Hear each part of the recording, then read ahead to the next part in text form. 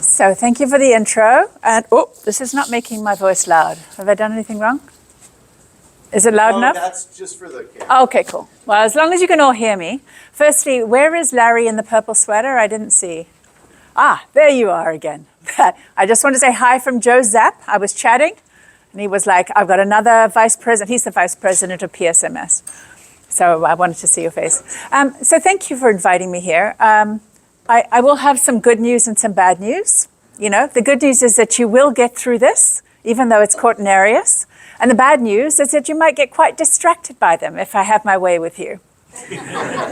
My mission, although it's partly to understand Cortinarius, is also to get the community out there looking at them. Because when I first arrived in Seattle, I had a baby, I knew nobody, I had no community. And Cortinarius and the mushroom community was my real connection with America. It's how I became an American, is through hanging out with people, going out in the woods, and really becoming part of Seattle and the broader Seattle community. And how I did that is I got out of my tent and I saw purple Cortinarius. And I thought they were amazing. But when I brought them to my first club ID session, people said, we don't ID courts.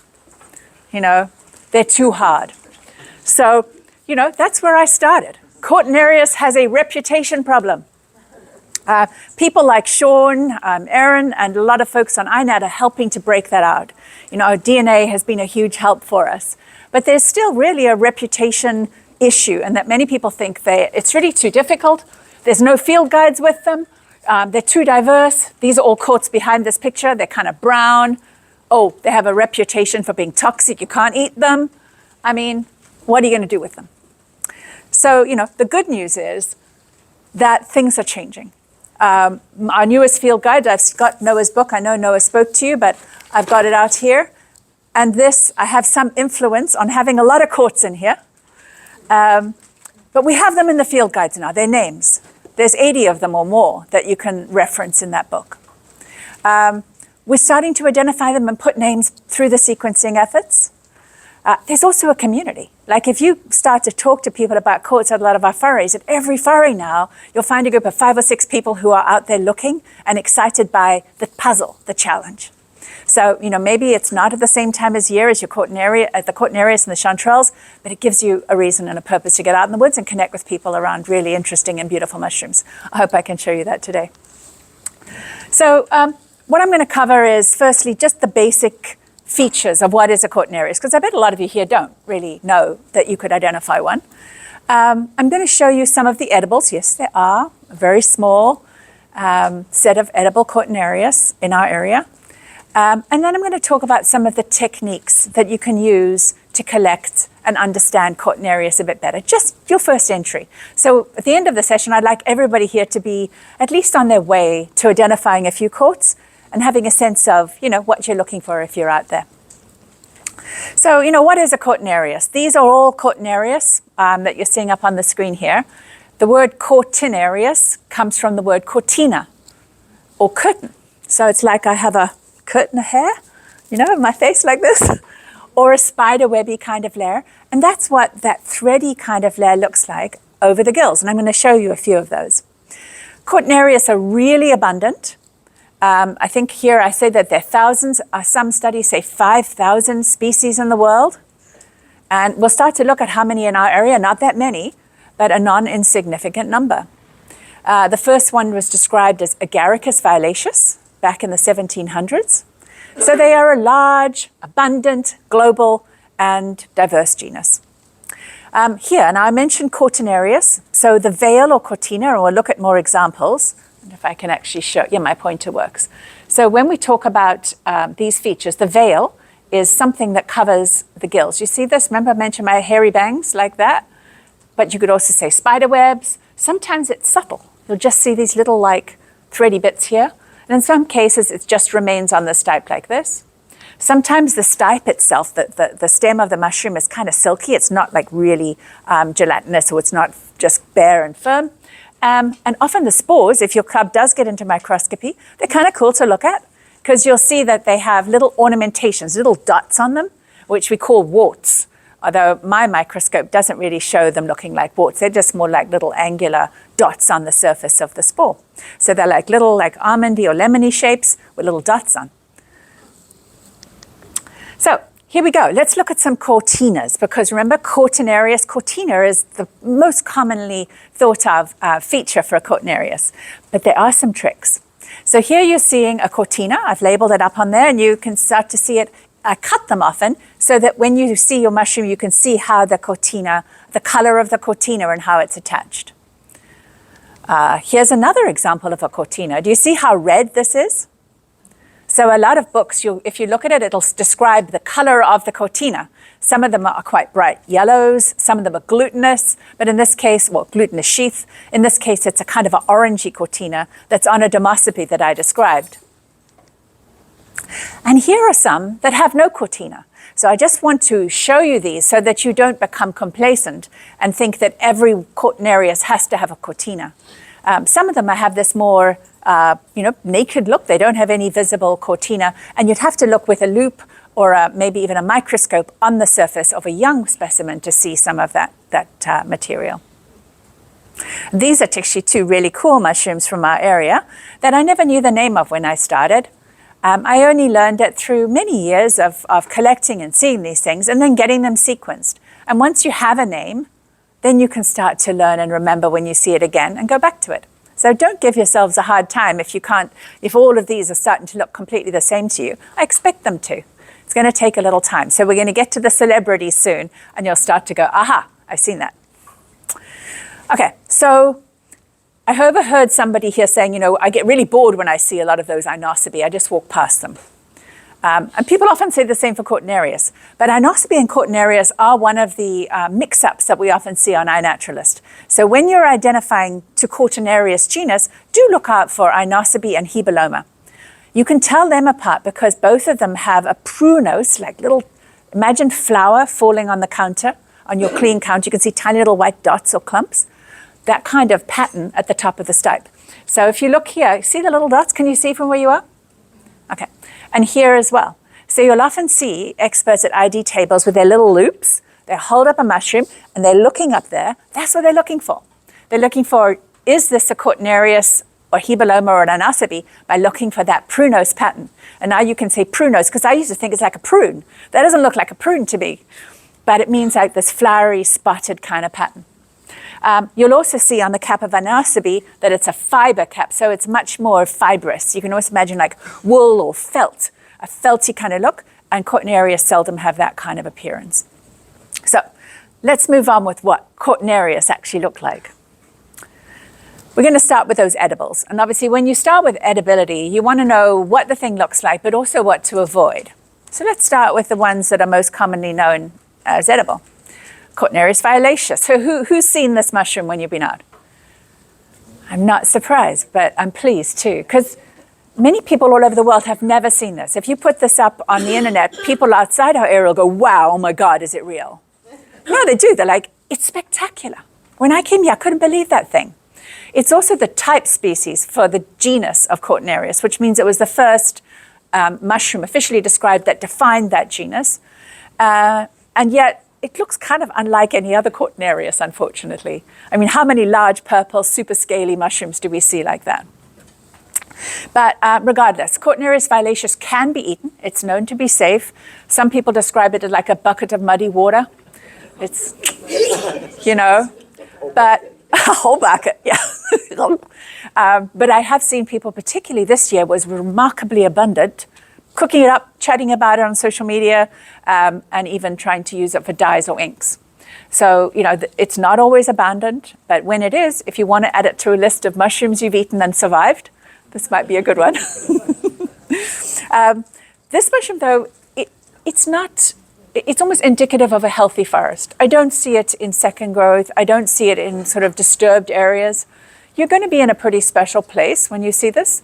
It might not be. There's some places like if you're up on I-90, a lot of the campsites around there still have it in good season, but they have it because they're old growth stands left behind, and not because that area is particularly remote. I wouldn't encourage people to go and harvest it because it is a pretty scarce mushroom when you look at it at scale. It's just observed greatly, as we'll see a lot later. What I'd like you to look at here is, do you see on the edges of the cap, there's that kind of orange halo? People often will say to me, oh, how do you know that's a Cortinarius when you're just seeing it from a distance? It's because they're little tricks, You'll get at them too, but little tricks like that cortina, but also the spore deposit. So imagine you have a spider web and you started to drop like red powder paint on it. The spider web would catch that paint and you could see it. It would be all kind of powdery and red. And that's what's happening here. As the spores mature, they're this orange, rusty brown color, which is all of the Cortinarius have this color. They drop down and the remains of those little spiderwebby fibrils, the cortina, catch it and give us a real clue to the color of the spores, even without a spore print. So I would say that's one of the top ID features. And that color, that particular brown, is something you're going to get used to. It's like a russety red. It's not a cool brown. It's not a dark brown, like a blackish brown. It's really that quite distinctive color. So keep an eye on it as you see more of my slides, and hopefully you'll sort of start to train your brain on that particular feature. Okay. Another edible Cortinarius, probably the most famous, at least in our area. There is one in Europe that people eat in sort of markets called Cortinarius praestans. But in our area, it's this, which is Cortinarius cabaratus, used to be called rosides, used to be called the gypsy, but it's often called the wavy coat. Anyone eat this? Anyone eaten this? Wow, okay, only one, Larry, I'm surprised. So I have a friend I go out with every year. She's Russian and she absolutely loves this mushroom. But some people think it tastes like a petrochemical. They get a metallic taste. What I've heard is if you eat it a bit more, cook it a little longer, she boils it first and she says that taste goes away. So if you're interested in trying it. But this is not a beginner's mushroom, right? So when we say starting out with ID, we encourage people to start with things that you can't go wrong on. And unfortunately, this isn't one that is easy for everybody. And I'm going to show you why. So what are we looking for features? This slightly wrinkled cap, if you can look close up. You've got this powdery coating, which I'm going to look at a bit more closely, and a felty annulus. An annulus is the ring. It's the feature you sometimes see on the stipe or the stem of the mushroom. And this one, it's a really distinctive felty ring. I don't know if you've noticed, but there are not many Cortinarius that have annulus. That's more typically for other genera like Agaricus. So Agaricus. This one's not too cobwebby either, is it? No, exactly. It's quite different. You don't see any kind of cortina on these. And that's going to be something that you'd use to differentiate it. So here's an example of one from Alaska where it's hugely abundant. You can see on there that you can probably see the wavy features. If you just look, the cap isn't just completely smooth. It's all wavy. You should note the annulus. And then possibly you can see that there's a little bit of pattern at the top. So just starting to practice. And why I'm showing you several photographs is that sometimes we give ourselves a hard time when we try and learn mushrooms. We think, oh, I should just get it like magic. But really learning mushrooms is much more like becoming a pianist, where you have to take a lot of time to train your brain to find the fingers, the keys on the keyboard, and to just make it natural. In the same way that a pianist needs to learn that habit, you have to give your brain time to see enough examples and really develop that confidence and familiarity. You can't force yourself to do it. So I'm going to show you several, just so that you start to get a kickstart on noticing the features of this mushroom. So here again, a bit closer. Anyone remember what's this called? This ring around the skirt around the mushroom? Yeah, and you're seeing a felty annulus on a Cortinarius. That's a big clue. You can also see those little chevrons or little patterns at the top of the stipe. And hopefully you can also see that wrinkled, kind of upturned, wavy skirt of a cap. A zigzag, another one. Now we're going to have a little quiz section. So these are from iNaturalist. Would you agree that this is Cortinarius or not? It's research grade. Is it a caparatus? No. So what are we looking at? I mean, we're looking for wavy. I don't see the wavy, right? Yeah, that's okay though. It's still an annulus. So look, if I see the annulus, I'm giving it a yep. Round instead of pointy. Yep, it is. It does. So I'm a little sketchy, but I cheated. I looked at a few others, and this one actually is Cortinarius. Yeah, but this is why we have to practice. This is the sharp. We've got to find the C sharp now. This is level 2. So it's more subtle. There is still that powdery, it's that color. You've got an annulus. So you're not super confident, and you can be not super confident, but you're getting there. Let's try another one. How about this one? Now I've got everyone scared. Yeah, that's it. I love it. Yes, I agree with you. It is Cortinarius caparatus. And how about this one? I'm hearing a lot of no's, and please, why? Why not? Yes, no annulus, exactly. And when you think about a stool, I always think about ID as a stool. And I've actually been studying people's mistakes, so mistake IDs, when we get it wrong. And almost always I find it's because a person has based an ID on a one-legged stool. And if you're on a one-legged stool, whoop, you're going to fall off. So we're wanting to triangulate our ID, have multiple points that we refer to when we make an ID. So in this case, yeah, sure, we've got a Cortinarius, we've got the right color spores, we've got kind of the right color stipe, but we haven't got the annulus. And so we mustn't make that ID without that leg of the stool. Now I can sometimes because they wash off in the rain, but only because I've been literally hunting this mushroom 15 years and I've seen it in every different spot. Okay, so no, it is a Cortinarius, but it hasn't got an annulus, and I don't think it is. How about this one? It's at a distance, so we'll have a look. It's got a hole. Okay, he's not going to eat it. Ah, yes, I zoom in. Yeah, I know, but people make mistakes far more egregious than this because we are going with this one feature, this creamy cap. And, I've seen people, when I was at the last few fairs last season, I kept asking people who made an ID that was really off, why? Why Hypholoma is a chanterelle? It's yellow. No, I mean, I'm not laughing at people. It's just, this is part of our process. We shouldn't give ourselves a hard time. We just have to remember, don't ID based on a one-legged stool. I've got to have more features. And I think as you get more familiar, you build a huge arsenal of features. I'm having a brain thing, but also the edge of the cap. That is sulcate. Yep, that's called a sulcate, that pattern. The lines, I forget what those are called. Striated margin? Yeah, it's actually called sulcate for an amanita. It's because it's not actually zigzag. Anyway, subtleties, but you're right, the margin. So just before I move off edibility, most clubs, most of us in the community don't eat Cortinarius, and that's because there are factually some very poisonous ones. So let's have a look at them. They have killed people. Let's have a look at what those look like. This is rubellus. There's another species on the East Coast that was just described called Grandii rubellus. And there is also one, I think, in Michigan that's in the similar family. They have a toxin called Aurelani or Aurelanius. And people are not eating this thinking it's a bolete, but they might eat it thinking it might be something psychoactive. Or maybe they've just mistaken it for some other kind of button-type mushroom. The problem is that these things are extremely toxic. And so just be aware of this kind of look and don't eat anything that could be easily or possibly mistaken for it. Interestingly, I collected here for many years and I'd never found one of these until this year. And I did find one out on Harstein Island. So really interesting. They have a blue UV reaction, which I didn't know. Noah told me that just this year. So I've got 2 collections of this now. From here and northeast. They do grow with conifer. Can you tell us a couple of the real distinct features? Because there's so many that kind of look.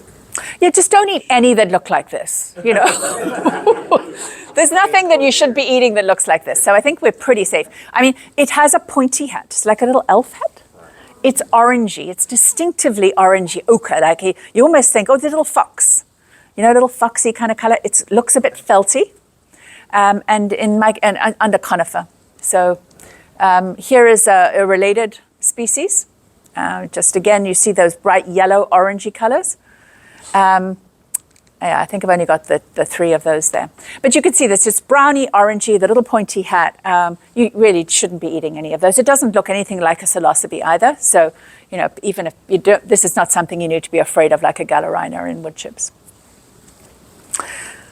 Okay, so most of us, aside from the limited occasions when we find a caparatus, are actually going to be thinking, should I bother to ID Cortinarius? So I'm going to start there and give you some tips on how you might identify them based on the most gregarious, recognizable, I call them the celebrities of our region.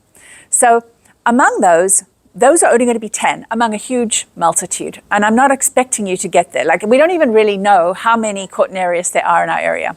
I think we have 355 if I look at Danny's current database for mushrooms that have been sequenced in Washington. That is, they don't all have names, but I counted them last night, and there are 355 species that he's recorded. There are probably more than that, because some that he's sequenced from BC or Oregon or California might even occur up here, and we just haven't collected them yet. So that's our baseline. It could be a little lower, since some of our species concepts might have changed.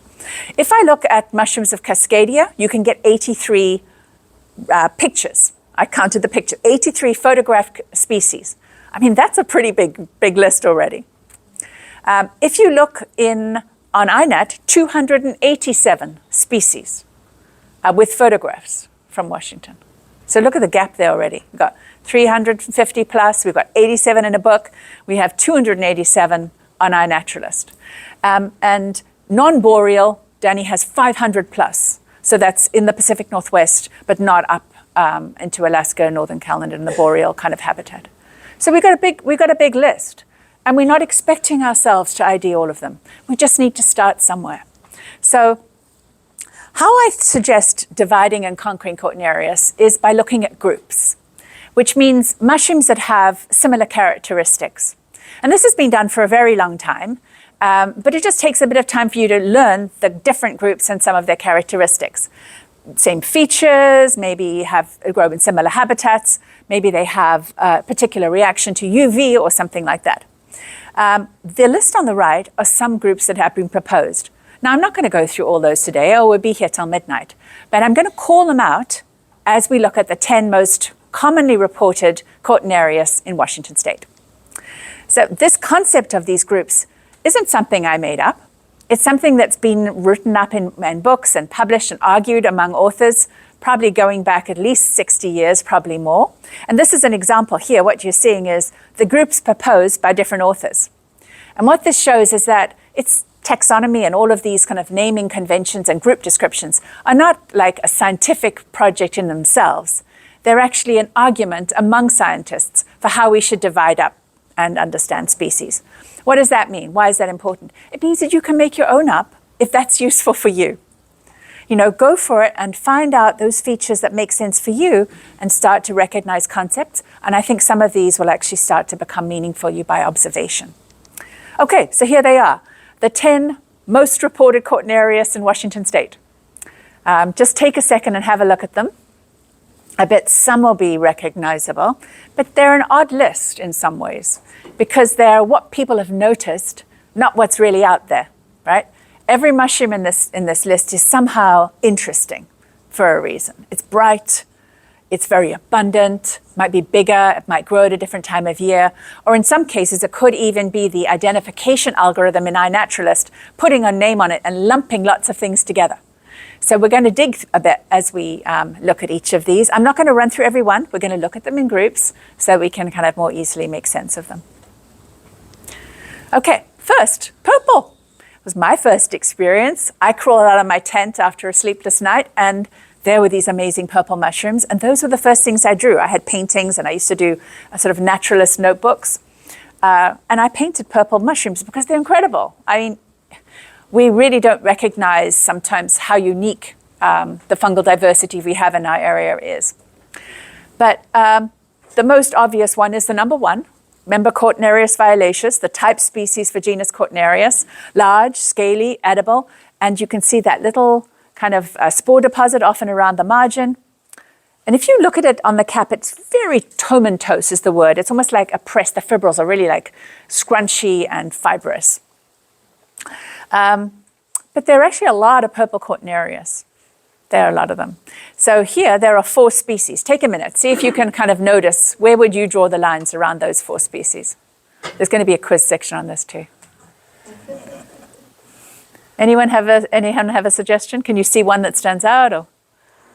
Genus is there. Ah, okay. One of my friends has been identified. I'm hearing some really good observations. People are saying the color of the gills is different. Yes, that's a great one. Yeah. Do you see some are shiny? Yeah. Yeah. That's right. Yeah, yeah. So this is how we learn. I just spent a lot of time on my own looking at these things. And here's the answer. This one is undescribed, by the way, hasn't got a name. This one is recently, well, it's been renamed.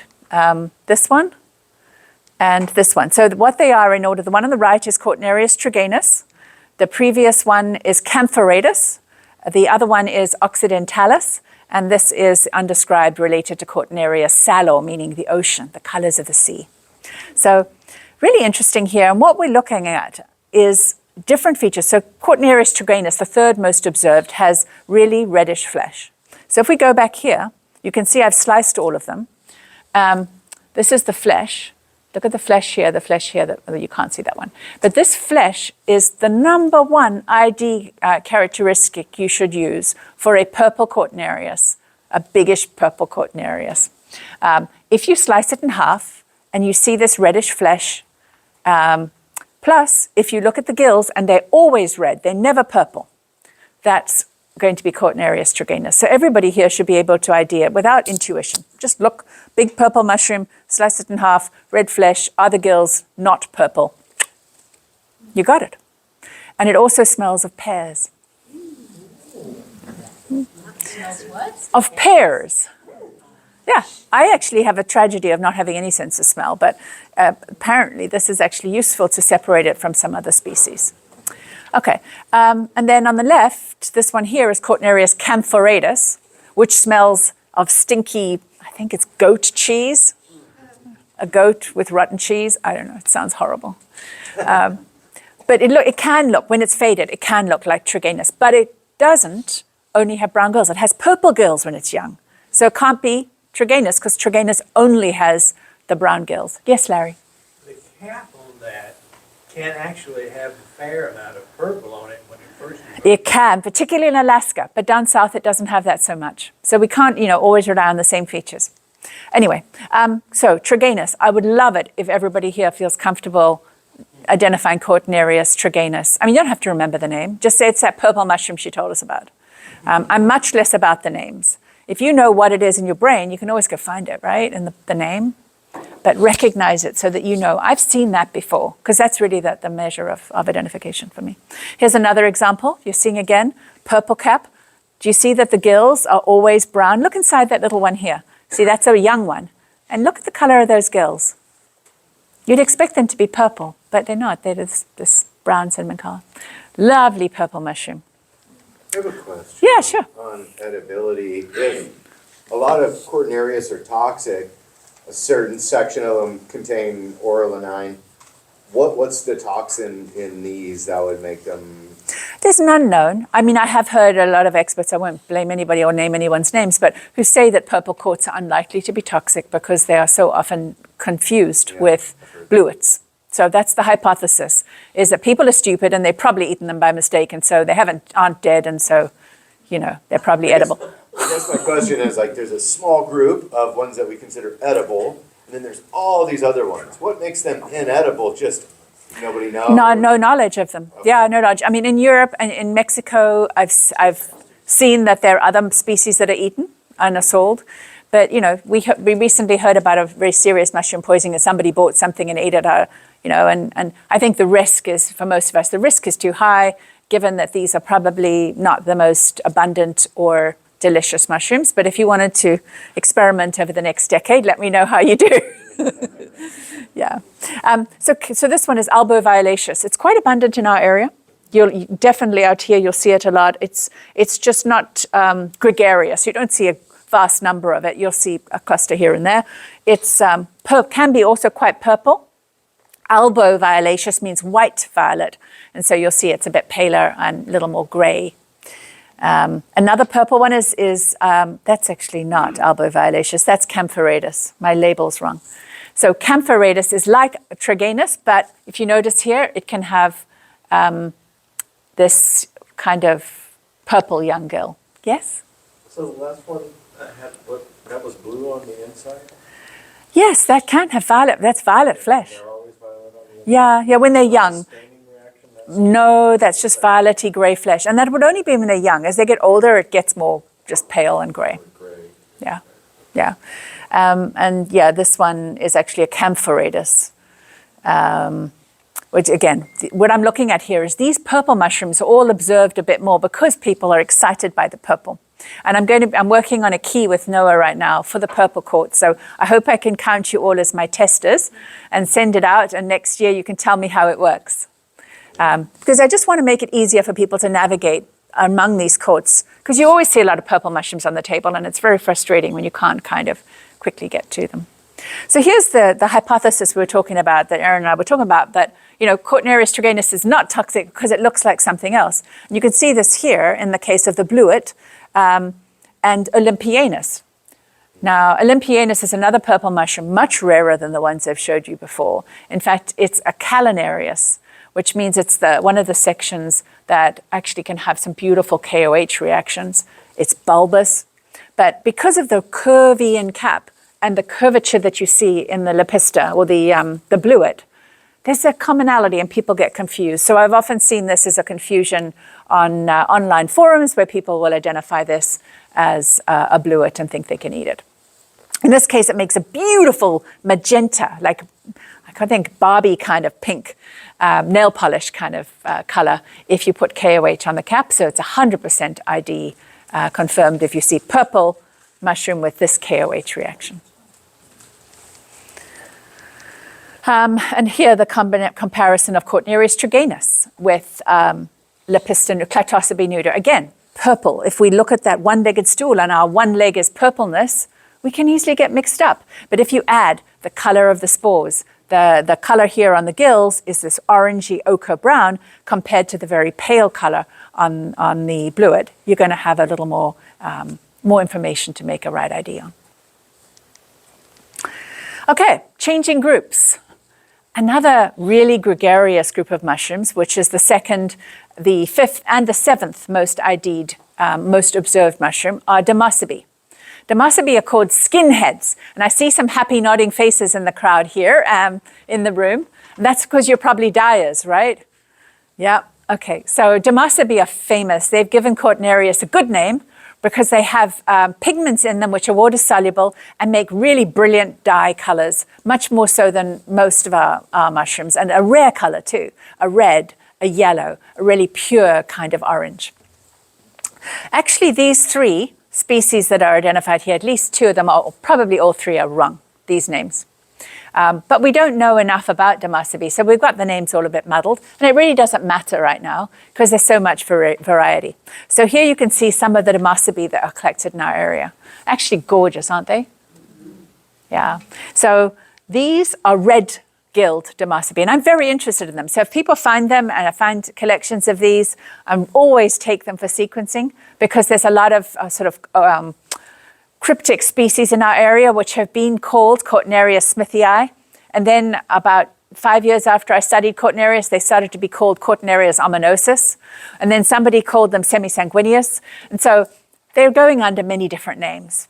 But right now we could just say they are the red gilled quartz. Yes? I've been finding this year even some that are small with the red stipe that are, I mean, they still die, but they're...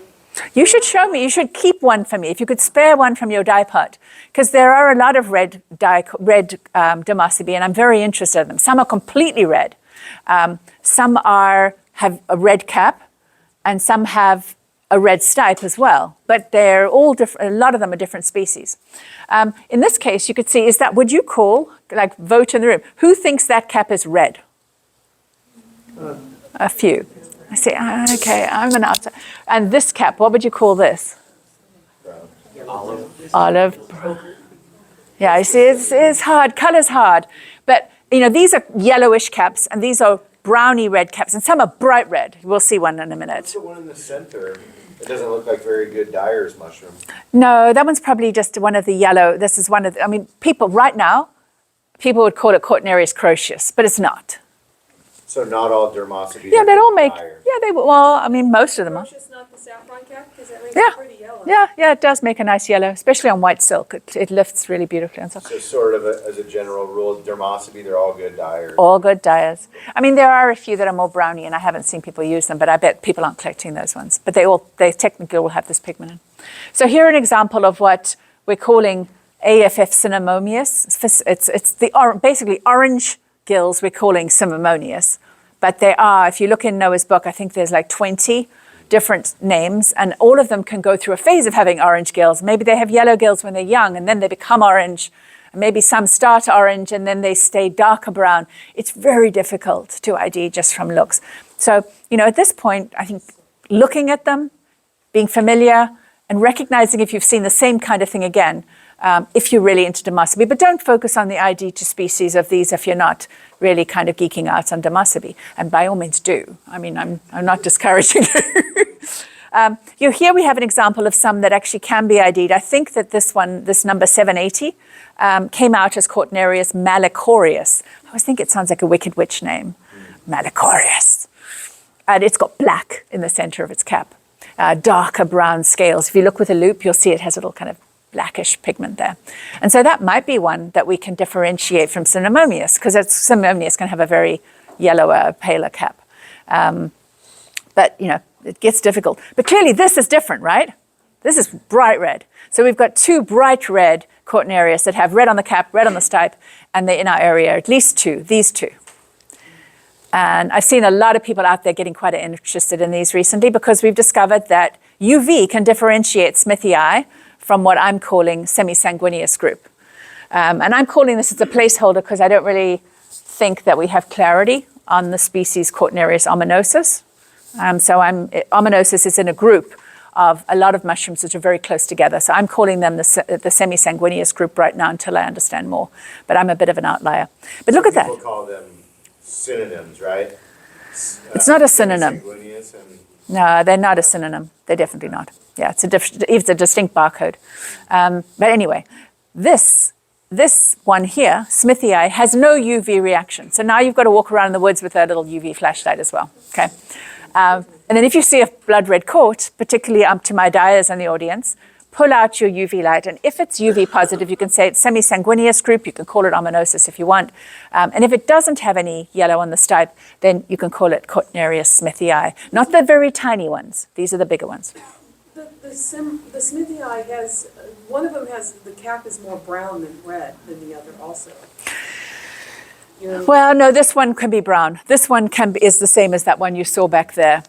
This one in the top right is the same. That's why, it gets tricky, right? The brown versus red versus yellowy brown, it doesn't like to obey the rules. Anyway. And last one, Croceus group, really commonly observed because it's so beautifully yellow. And you've got a lot of these really bright colors. But look at the names that we're able to put on now. Thiersii, which may actually be a synonym. We've got Hadrocroceus, one of the ones I'm just starting to see a few examples of. I didn't have that species name until a recent sequencing batch. And Orantiobasis, which has a really kind of bright orange base to the stipe. So this is next level. What I'm trying to get you to recognize here is only Demosabe, bright colored fiber caps. That in itself is a huge improvement if some of us can go out there and say, oh, look, here's Cortinarius and section Demosabe. That sounds smart, doesn't it? Very. Is Thiersii only in the spring? I actually don't think Thiersii exists, but that's just my smackdown talk because I was reading results of sequencing and one of our auditors, so his is novel. You're on the cutting edge now. Is it or isn't it? One of our auditors noticed that the barcode of Thiersii and Croceus were only very slightly different. And then they looked at our next-gen sequencing of a large number of results and saw that within each Thiersii, there was the Croceus barcode. And within each Croceus, there was the Thiersii barcode. So they could be haplotypes. So we may be wrong, but they could be that there's some variation in the barcodes of those species. And sometimes we sequenced just one that was one version and thought it was separate. Now, maybe I'm wrong. I haven't done that work myself, but it's curious when we get to these levels of specificity. And I don't think we all need to be there. We need to be there, go out, have fun, and sort of have a few extra mushrooms that we can identify. Okay, so I'm getting to the end of this in terms of my overview of sort of the most gregarious, well-recognized mushrooms. And these are the slimy ones. So if you have a secret yen to be a YouTuber or an Instagram influencer and you want to take photos of yourself licking very slimy, slippery things for shark value, this is your group, the viscid caps. People are particularly averse to the word moist. I've discovered. So I take great joy in describing the moistness of some Cortinarius. And if some of you are getting goosebumps, here we go. This is what used to be called mixaceum. Now, this doesn't, my Latin is useless, but mix, when you think of the word mix, it means two different things. So I remember this. Mixaceum is a mix of viscid on the cap and on the stipe. Mixaceum. And you'll see in a lot of our European books, in areas where we actually have books on Cortinarius, they'll have a section mixaceum. Now, unfortunately, phylogenetics, that means the study of how mushrooms evolved, has shown that all the mushrooms that have a slippery cap and a slippery stipe are not actually genetically in the same little group. There's a number of groups that co-evolved to have this kind of slippery cap, slippery stipe feature. And yet, within those, you can still differentiate quite easily. So just start here, slippery cap, a mix of slipperiness on cap and stipe is mixaceum, and here they are. They kind of have a look, right? So we can look at another one. This is our most common in our area, Cortinarius seidlii. I can't spell it. I literally cannot spell this name. But it's a beautiful mushroom. It's relatively common out here, and it's pretty widely observed because in rain, it can get this hugely gelatinous kind of layer on top. Slimy cap, slimy stipe. It's named after my friend Michelle Sadell. Wow. No, I've met Michelle, actually. Yes, it is. Our ID table is here. It is named after Michelle. She's been on our ID table many years. Well, yeah. Well, Had to see now that you can story. tell her, you know. This is what happened to her name when it was Latinized. Yeah, but this mushroom is actually gorgeous, and sometimes it can have really violet colors. In fact, to identify it, you want to see that violet. So here's your three legs, slippery cap, viscid sheath on the stipe, and purple somewhere. Now, sometimes if it's really dry, you might have to look hard to find your purple. It's not going to jump out at you. But there are other mushrooms you're differentiating it from that don't have any purple at all. So we do want to see, if we can, that purple to feel really confident in our ID. Here's the example. Bruneo albus, Bruneo brown, white, doesn't have purple. So you could be mistaken. But if you had those two on the table, the Bruneo albus has a shorter stipe. You can see it's kind of stumpy compared to the previous one, where we have a much more elongated stipe. I really overcrowded this photo. I just couldn't let any of them go. Nice No. ribbon. Yeah, it's overdone. It's overdone, but every single one felt like it needed to be in the shot. I've managed to pare down over the years. But here, no, none of that, and this can get exceptionally glutinous. I hope I have one. Oh, I left out the super glutinous one. But if you look here, you can see that. That was really, when I picked that up, you can almost peel it off, and you can, in the really rain, you can make almost like a slug trail of slime. I've seen people do really moistly gross things with them.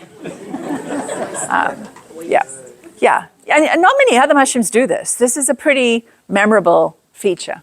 So, see, I'm giving you some opportunities to ID these things, right?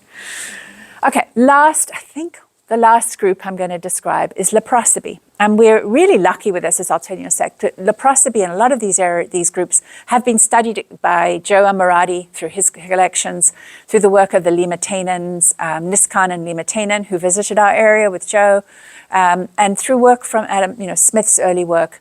But there's been building on that so that we actually have modernized, updated studies of Cortinarius. And that's what makes it so easy now relative to other genera. So, scaly.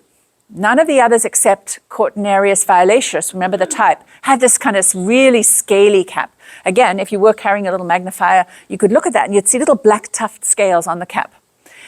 This is clandestinus. It's the most commonly reported. Is it actually clandestinus? Probably not, but it's what it's the leprosoby that's famous. In fact, recent studies, a few years back, a paper was published that gives us a beautifully easy key. Anybody here, especially with a microscope, would be able to identify 2 species for any leprosoby. So your job is just to find that it is a leprosoby. It's got a Cortinarius, it's got the cinnamon brown spores, it's got the scaly cap, and ka-ching, ka-ching, it's UV positive. These things are really pretty when you put a light on them. They all pop. Some of them pop the whole specimen. So it's one of those ones that can really be helped. What you're seeing in the top right is a California species of leprosoby, this one here. And this is a different one. These are all, that's clandestinus. These are two distinct species, but they all have that same look of a kind of scaly cap and this beautiful UV reaction if you check it. So here you can see one that actually a number of my collections were used in the descriptions. And this one here was Atrosquamosus, which was a novel species described in the paper. And you can see that beautiful yellow UV reaction. Okay, two quartz that you should know that aren't most observed because they're really common. One is Cortinarius reederi. Joe Amorati told me this one is very difficult because the photo he had of it in his book was, I couldn't ever ID it. But he says it's highly variable, but look for something with bright purple gills and the stature of a tall stipe and a bulb. And this is actually quite common in our areas, one of the more common that I see on ID tables, but it can be variable and hard to ID. So just be aware of that.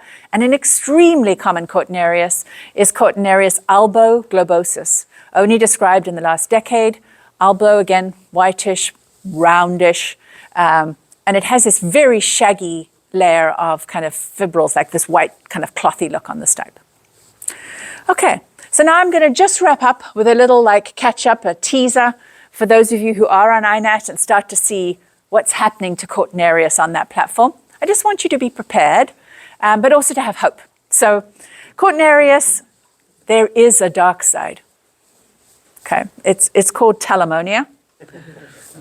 Telemonia are called, I don't know if anyone's been a birder. My parents, when I was a kid, I was a birder, yeah, and they said, oh God, there's an LBB, which they meant was a little brown bugger. So they said, oh, there's another one. This is South Africa. But you know, these are the little LBBs of the mushroom world. And unfortunately, there are, I think, 80 sections. There are about 800 of them globally described. I mean, that's just getting started. Here's a photograph of the sections from the paper describing them. So, you know, I mean, obviously this is hard stuff. Don't go there yet.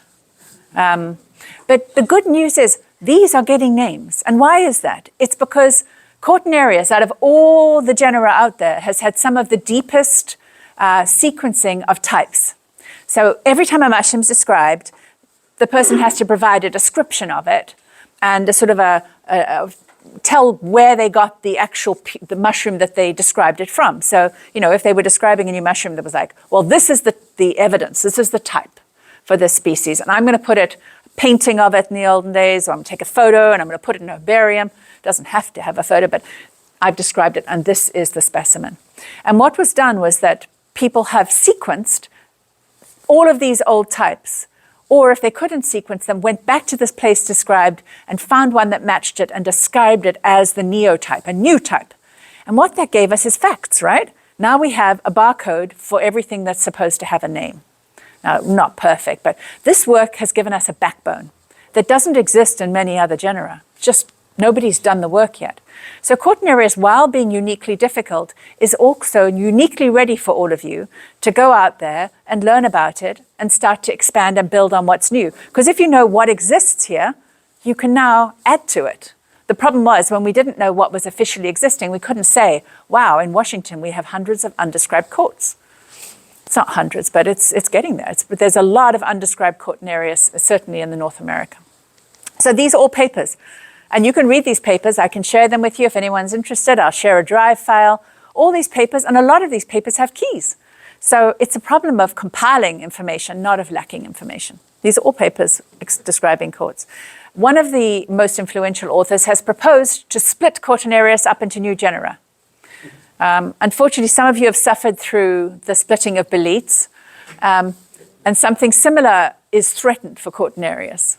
There is already a hypothesis, a proposal out there to split it into 10 genera, and those names have been established, and those names are now appearing on iNaturalist.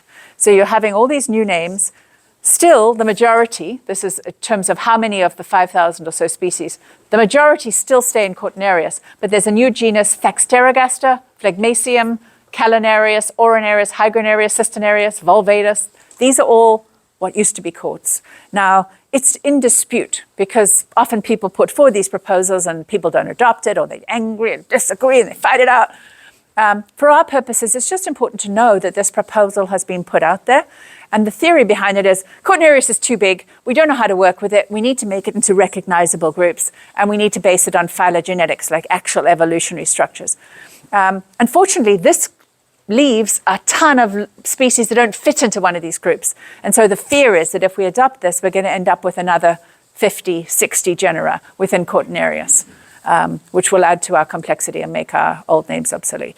Anyway, so this is just describing the differences. But here's an example. This is one of the new genera, Cortinarius. And this is a nice one because you can see this kind of looks the same, right? So if you use this, you could say, well, these Cortinarius, this kind of orange, pale striped, sometimes nudish. They don't have a lot of cortina. New genera are appearing on INAT. There's still genus Cortinarius, which is the most diverse, and you'll see most of our familiar faces that I described today and showed you today are still in Cortinarius.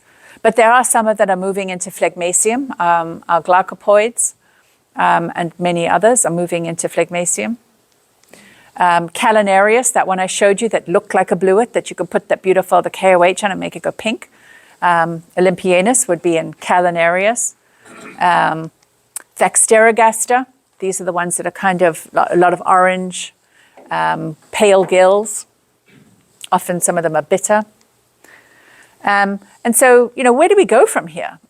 From my perspective, the most important starting point for you is to learn. And so I have a website where I put up sequenced collections so that you can actually go there and look at it. You can also reach out to me there and just chat. I sometimes put up points of view, like I'm about to write a little note about Obscura vibratilis, just because I've got a lot of collections and it's difficult for people to ID.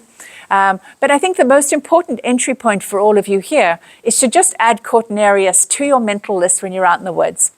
So if you're walking, somebody says, oh my God, look at that mushroom. I know you're interested in mushrooms. What is it? If it's bright, it's got bright gills, beautiful colors, you'll say, oh, that's, Cortinarius section Damasabi. I can see you. If it's purple, you're out there and you're like, someone, oh my God, it's a purple mushroom. You pick it up, you slice it up with your knife. Oh, look, the flesh is red. It's got dark red gills. That's Triganus. I can see that everybody here should be able to identify a bigger group of these kind of really common and well-known Cortinarius, and I'd love to see this club lead the way. So thank you for having me.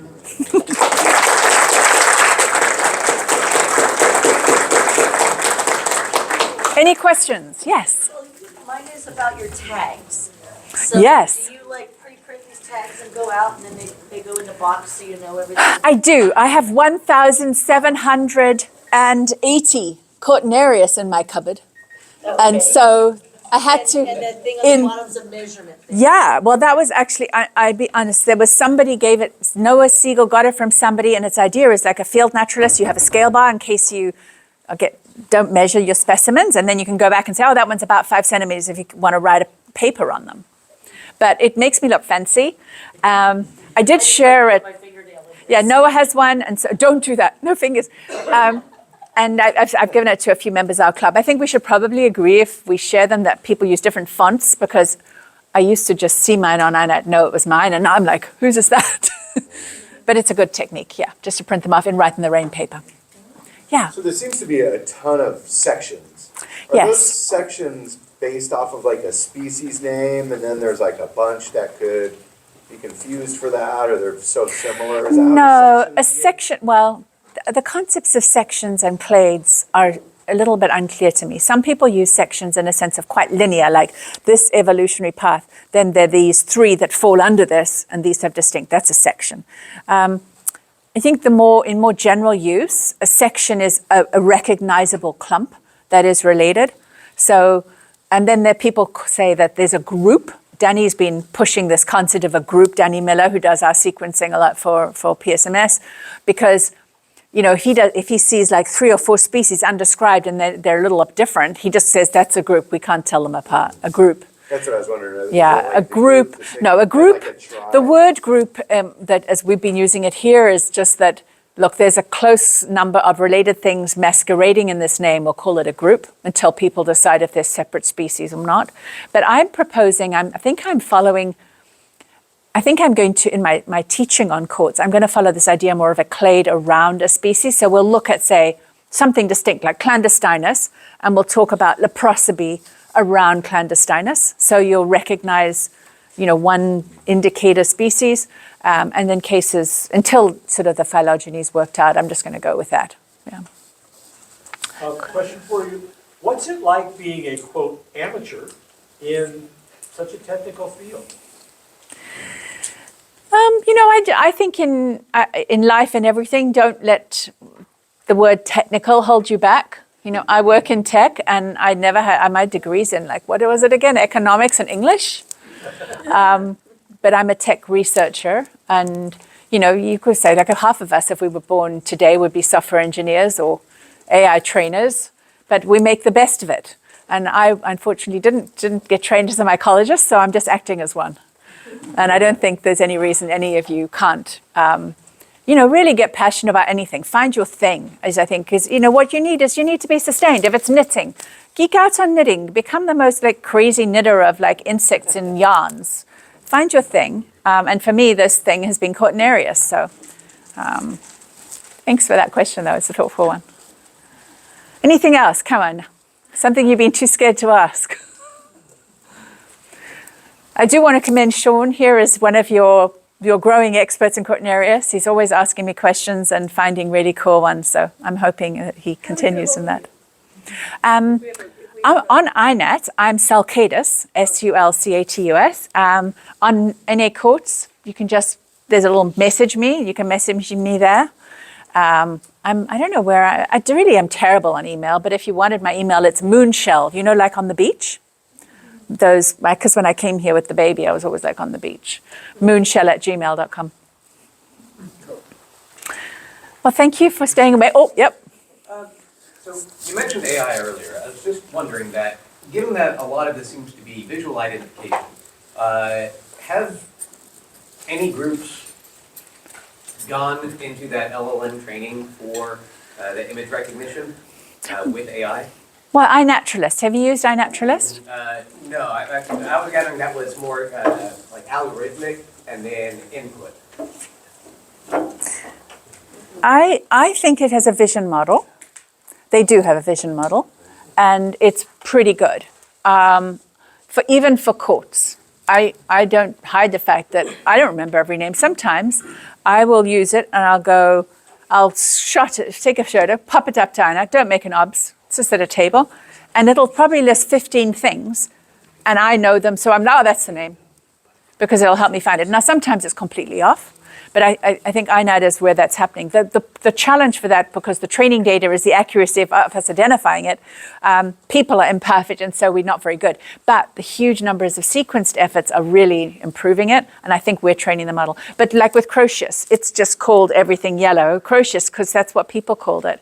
It's not going to get better than us until we establish some. We would have to dedicate a training with a lot of examples of sequenced material, and I haven't seen anyone do that yet.